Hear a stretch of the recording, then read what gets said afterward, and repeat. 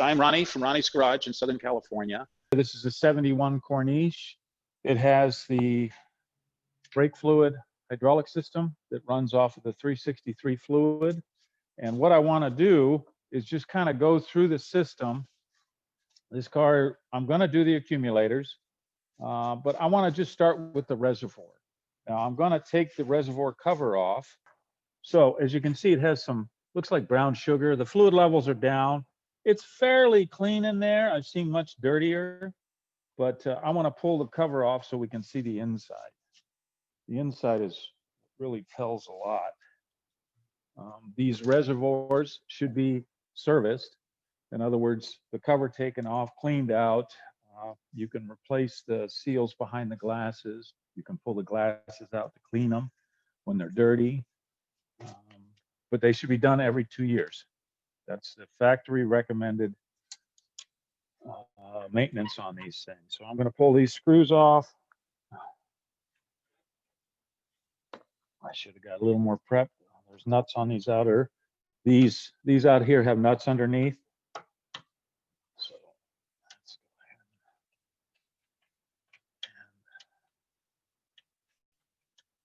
And as I said earlier, this is an original car. It's had, somebody has added some cruise control to it. That's not factory. So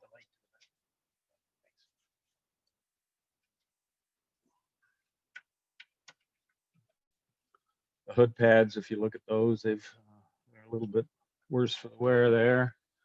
Original, I'm sure. And animals? Animals can do that, but if there were animals, you'd see a lot of poop and you'd see a lot of other things eaten. So I think that's just deterioration.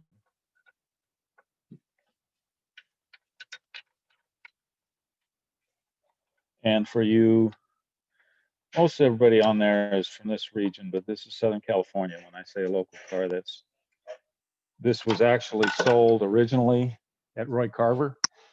It still has the license plate frames on them, which is pretty cool. He was one of the biggest dealers ever in Newport Beach. My father worked for him. My father passed down a lot of his knowledge about these cars to me. Not all the knowledge I have, obviously, but yeah, the way I got into this business was 41 years ago in October of 1979. My father opened the business, and I was his first and only employee. I was 21 years old, and I was a bicycle mechanic, bicycle moped mechanic. I actually went to Schwinn factory training. Believe it or not, it was a whole week to learn how to fix bicycles. And so on a Friday, I was working at a Schwinn shop, and then on Monday, I was a Rolls-Royce mechanic. And I've gained, it's kind of, my cameraman's laughing, and I laugh too, because it's kind of funny. I've now have 41 years of experience, and the way I typically get the best experience is to screw things up. So I've learned a lot of things not to do. I'm an expert at those.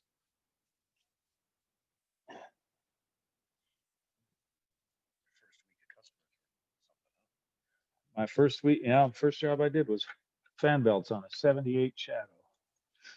Remember that.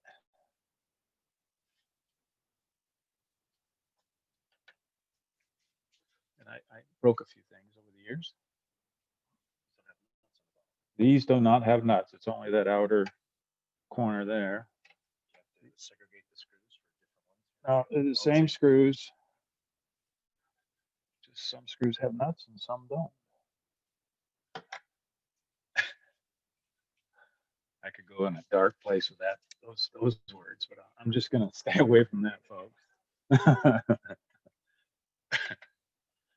always like that candle. Oh, is it Almond Joy and what was the other one? Mounds. Yeah. Sometimes you feel like a nut. Sometimes you don't. It's a permanent state for me. So, okay, I got the screws out. I'm going to pry this cover off, and you'll see that there's a cork gasket. There's a stainless steel screen. There's some baffles in there, another cork gasket, and I'm going to pull a baffle out so we can see underneath.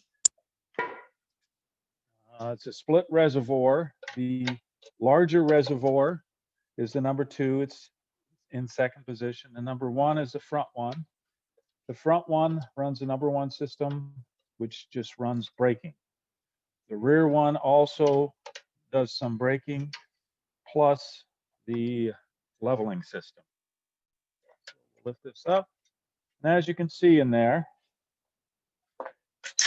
there is some mud. There's a little bit of mud, not too bad. So this part of the system has been serviced at least a few times, I would think, over the years. You get some residue up here. These are some very fine screens made from stainless steel also, and they prevent any debris from going into the pumps and the rest of the system. So that's your reservoir. The next part of the system is the fluid goes in through here, through feed pipes, goes to brake pumps. There are 2 brake pumps on top of the engine. You cannot see them very well here. I have one on the bench over here. So this housing right here screws into a plate on top of the engine, and then there is a piston. The camshaft pumps that up and down. Fluid comes in here and then pumps out of here. Okay. And this will build pressure until it blows things up. This has no control over the brake pressures. This just supplies pressure. So the next part of the system is the accumulators. That's what's right here. These are mounted on the left side of the engine on this here. These are right here are the brake pressure switches. They screw in to this main passage. These are what turn the lights on and off. Typically, the lights come on around 800 psi and go out. Well, they're supposed to go out at 800 psi. I think. The system usually runs between 1800 and 2200 psi. You wonder how that does that. This right here on top is the valve body. So what you have is you have this right here, this line right here. There's a line that comes up, 2 of these. They go like this. These are return lines. Okay, so these go back up to the reservoir into the bottom.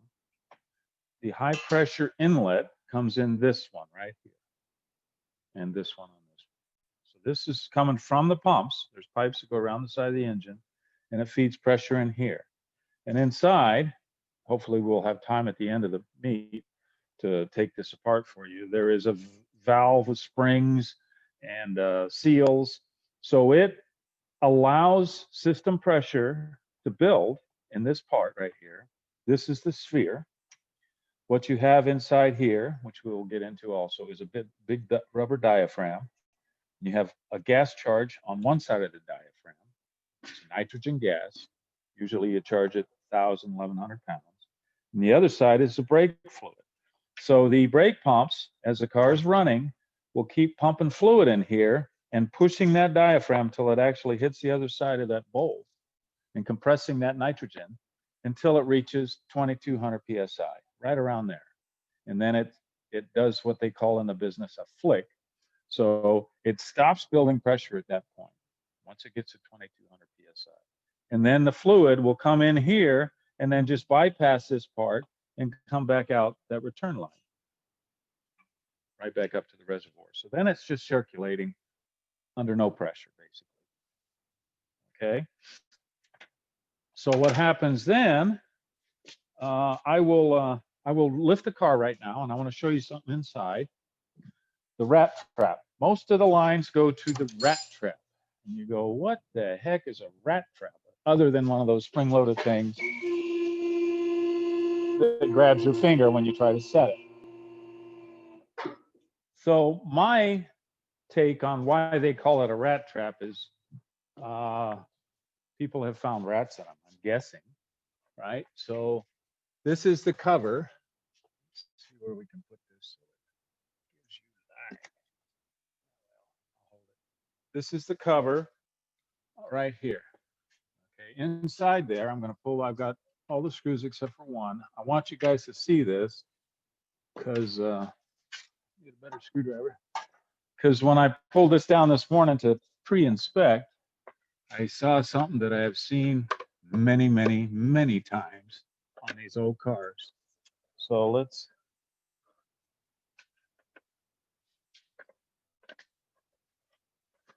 Here we go. Holy moly. What is that?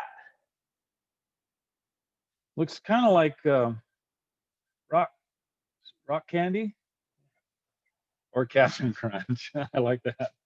This is what brake fluid looks like when it evaporates and crystallizes.